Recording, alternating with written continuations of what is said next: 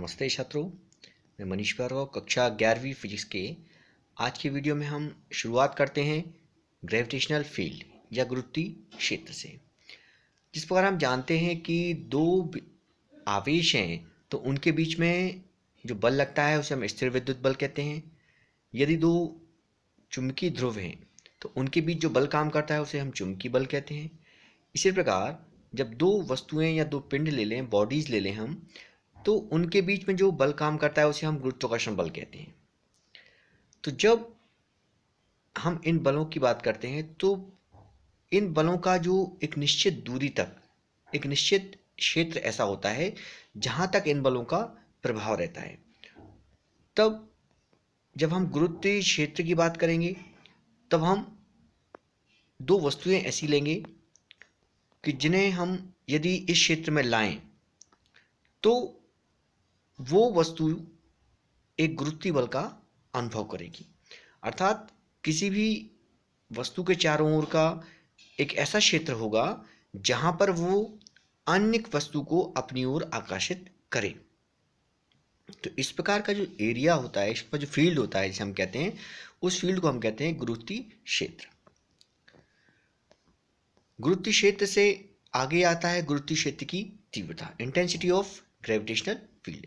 तो गुरुत्वीय क्षेत्र की हमने जैसा बात की थी कि किसी भी पिंड के चारों ओर का वह क्षेत्र है जहां पर उस पिंड का प्रभाव रहता है और उस क्षेत्र में यदि कोई दूसरी वस्तु आए तो पहली वस्तु दूसरी वस्तु को अपनी ओर आकर्षित करे या गुरुत्वाकर्षण बल आरोपित करे, उसे हम गुरुत्वीय क्षेत्र कहते हैं। गुरुत्वीय क्षेत्र की तीव्रता, इंटेंसिटी की बात करेंगे तो जब हम गुरुत्वीय क्षेत्र में ग्रेविटेशनल फील्ड है उस पर हम एक बिंदु ले लें और उस बिंदु पर हम एक यूनिट मास रख दें। जब हम यूनिट मास रखेंगे, एकांक द्रव्यमान रखेंगे, तो निश्चित रूप से उस पर एक गुरुत्वीय बल काम करेगा, ग्रेविटेशनल फोर्स काम करेगा। तो हम ये कह सकते हैं कि गुरुत्वीय क्षेत्र में स्थित किसी बिंदु पर एकांक द्रव्यमान की जो वस्तु है जितने बल का गुरुत्वीय बल का अनुभव करेगी उसे उस बिंदु पर गुरुत्वीय क्षेत्र की तीव्रता कहते हैं। यहां पर यह कंडीशन लागू होगी कि एकांक द्रव्यमान की यूनिट मास की वस्तु होना चाहिए। इसे हम I से डिनोट करते हैं। यदि हम ये मान लें कि गुरुत्वीय क्षेत्र में स्थित किसी बिंदु का पर स्थित किसी वस्तु का द्रव्यमान m है, स्मॉल m, और उस पर कार्य करने वाला गुरुत्वाकर्षण बल F है, तो इस स्थिति में गुरुत्वीय क्षेत्र की तीव्रता का जो फॉर्मूला होगा वो I बराबर होगा F/m। यदि हम इसका मात्रक निकालना चाहें तो F का मात्रक बटे m का मात्रक, इससे न्यूटन पर किलोग्राम मिल जाएगा। और यदि हम इसका विमीय सूत्र निकालें तो हमें प्राप्त होगा m⁻0 L T⁻²। ये यहाँ पर ध्यान रखना है कि जो गुरुत्वीय क्षेत्र की तीव्रता का जो विमीय सूत्र है वो बिल्कुल गुरुत्वीय त्वरण के विमीय सूत्र के ही समान है। यह एक सदिश राशि है और इसकी दिशा किस तरफ होती है? इसकी दिशा होती है गुरुत्वीय क्षेत्र को उत्पन्न करने वाले उस बॉडी की ओर, उस पिंड की ओर। आइए हम इसका व्यंजक और देख लेते हैं कि व्यंजक हम कैसे स्थापित करेंगे इसका। तो आप इस चित्र को देख रहे हैं, इसमें हम मान लेते हैं कि m द्रव्यमान की कोई वस्तु है और जो बिंदु O पर स्थित है, इससे हमें स्मॉल r दूरी पर स्थित एक बिंदु P है जहां पर स्मॉल m द्रव्यमान की एक वस्तु है, उस पर हमें गुरुत्वीय क्षेत्र की तीव्रता ज्ञात करनी है। तो हम जो बिंदु हम कल्पना कर रहे हैं उस बिंदु पर हम ये मान लेते हैं कि स्मॉल m द्रव्यमान का एक कण रखा हुआ है।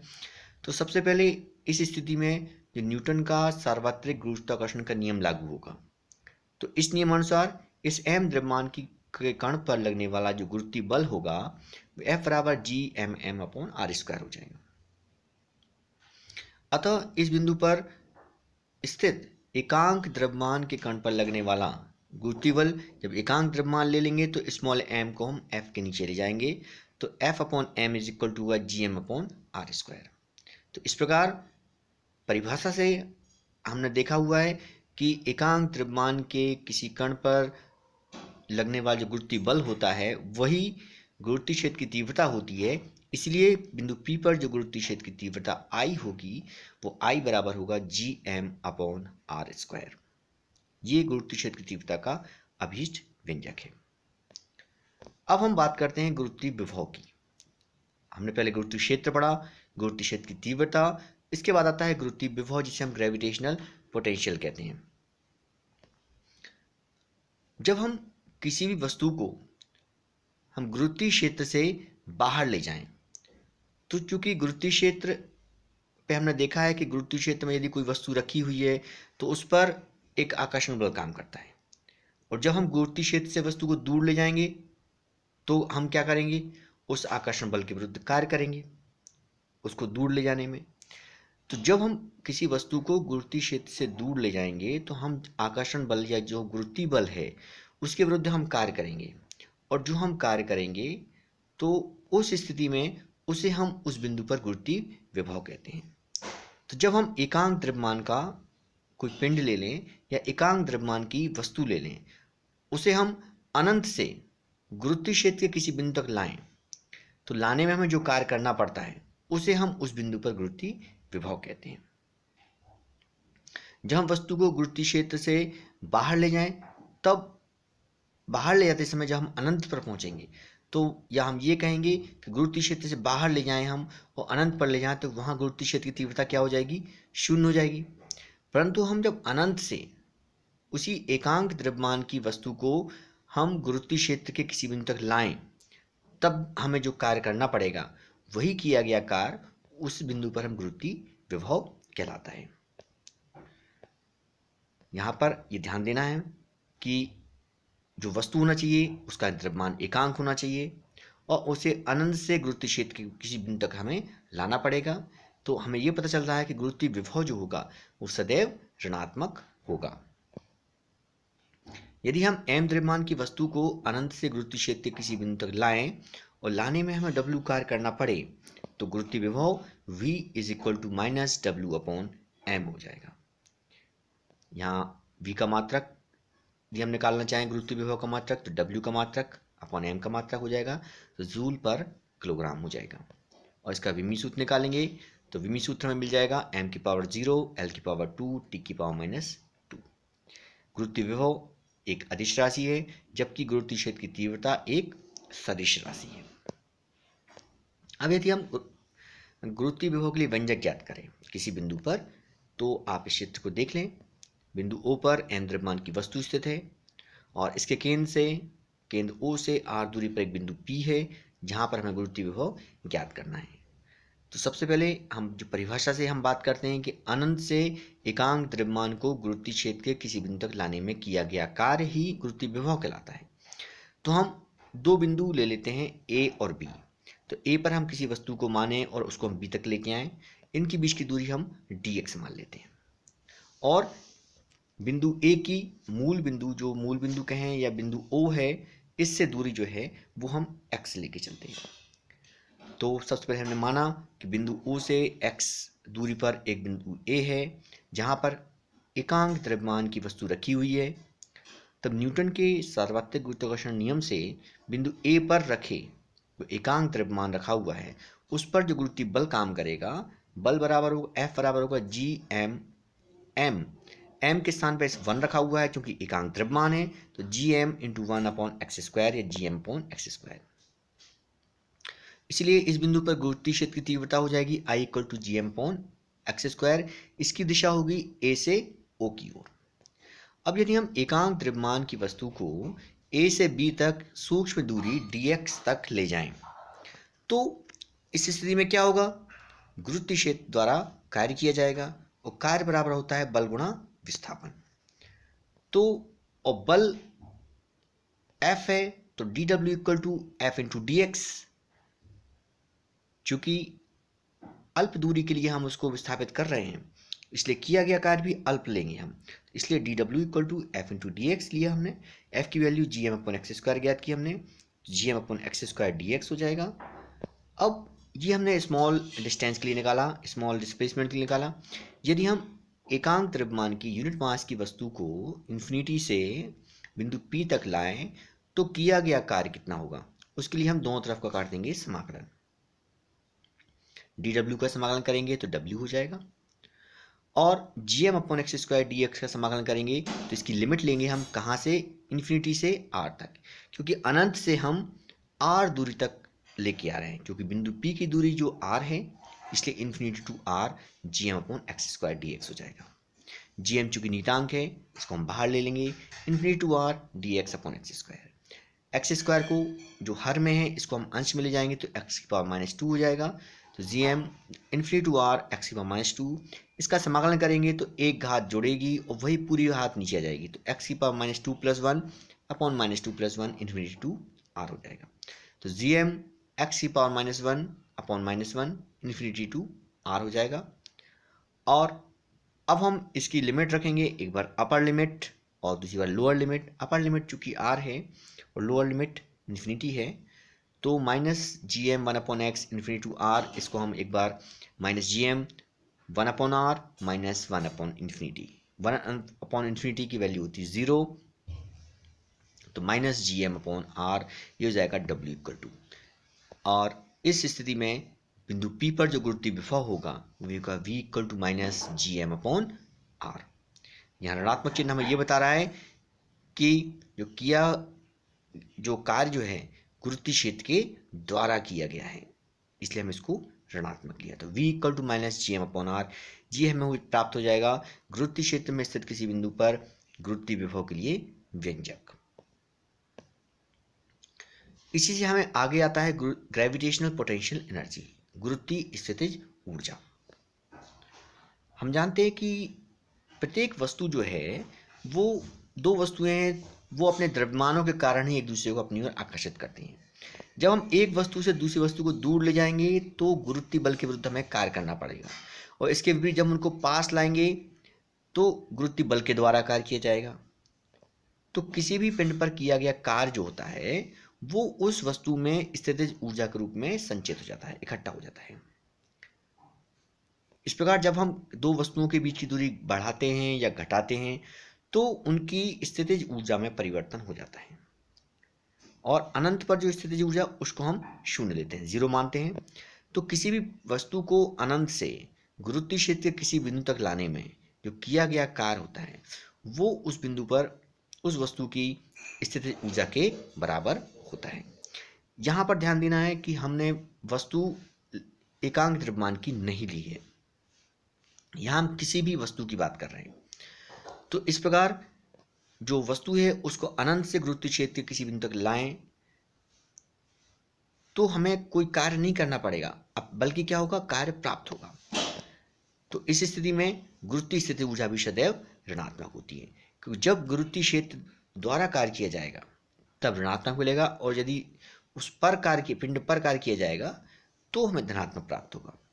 यदि हम इसका व्यंजक ज्ञात करें तो आप इस चित्र को देखने से पहले, एक m द्रव्यमान की वस्तु है, इसका केंद्र O है, इससे त्रिज्या r है।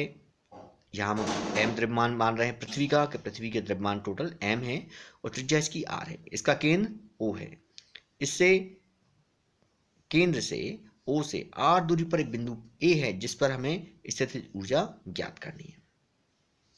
उसी प्रकार हमने माना इस O से r A की दूरी स्मॉल r दे रखी है, और O से बिंदु P की दूरी ले रखी है स्मॉल x, और P से हम जब वस्तु को dx दूरी तक विस्थापन करें तो P की हो जाएगा, जो पिछले क्वेश्चन में भी हमने किया था।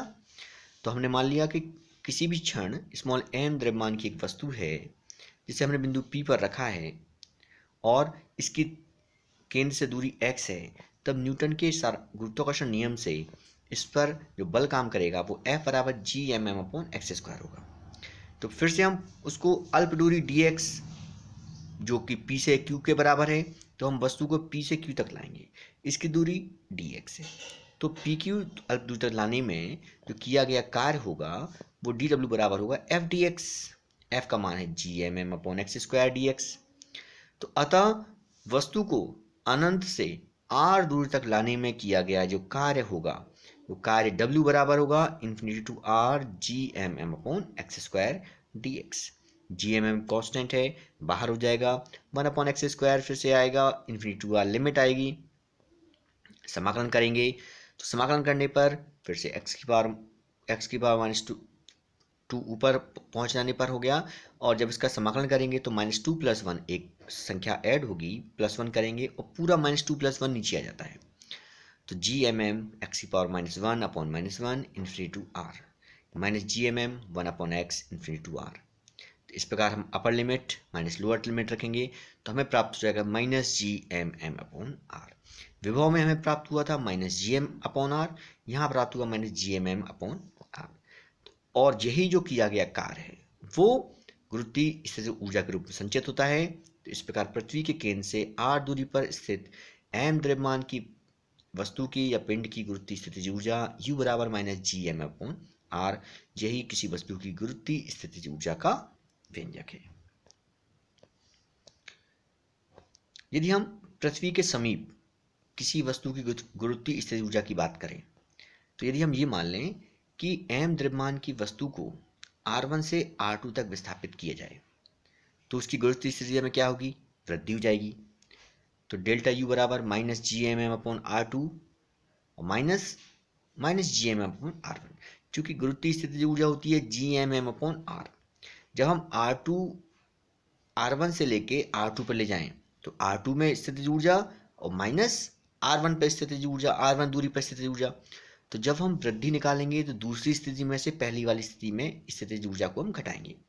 तो r2 की स्थिति में गुरुत्वीय स्थितिज ऊर्जा है -GM अपॉन r2 और r1 की स्थिति में गुरुत्वीय स्थितिज ऊर्जा है -GM अपॉन r1। तो हम माइनस कर दिया। माइनस करने पर चूंकि ब्रैकेट के अंदर माइनस है, बाहर माइनस है, तो प्लस हो जाएगा। तो GM अपॉन r1 प्लस का हो जाएगा, -GM अपॉन r2 माइनस में हो जाएगा। अब GMM कॉमन ले लेंगे, तो GMM कॉमन लिया तो 1/r1 - 1/r2 हो गया। समीकरण नंबर 1 मान लेंगे। मान लीजिए पृथ्वी का द्रव्यमान कैपिटल M है और उसकी त्रिज्या कैपिटल R है। यदि हम स्मॉल m द्रव्यमान की वस्तु को पृथ्वी की सतह से h ऊंचाई पर ले जाएं, तो इस स्थिति में पृथ्वी की सतह पर r1 बराबर r होगा और r2 बराबर होगा r प्लस h, जो कि हम पृथ्वी की सतह से h ऊंचाई पर ले जा रहे हैं।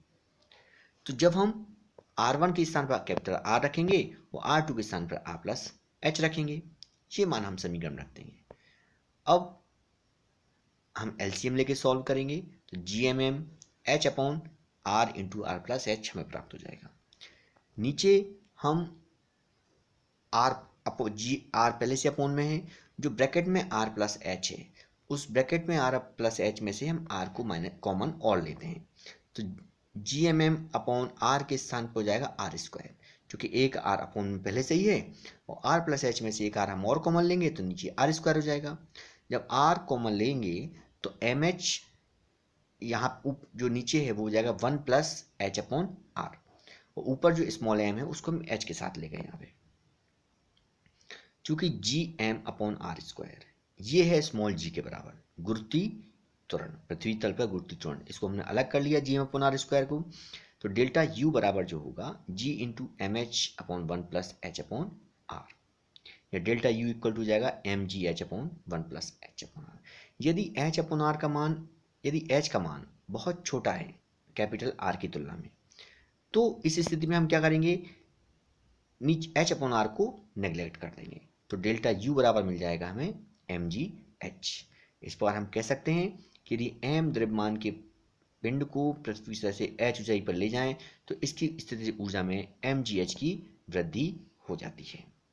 तो सामान्यतः जब पृथ्वी सतह पर हम किसी भी गुरुत्वीय स्थितिज ऊर्जा को शून्य लेते हैं और पृथ्वी की सतह से h ऊंचाई पर हम किसी पिंड को ले जाते हैं तो उसकी स्थितिज ऊर्जा हम U बराबर MGH ले लेते हैं।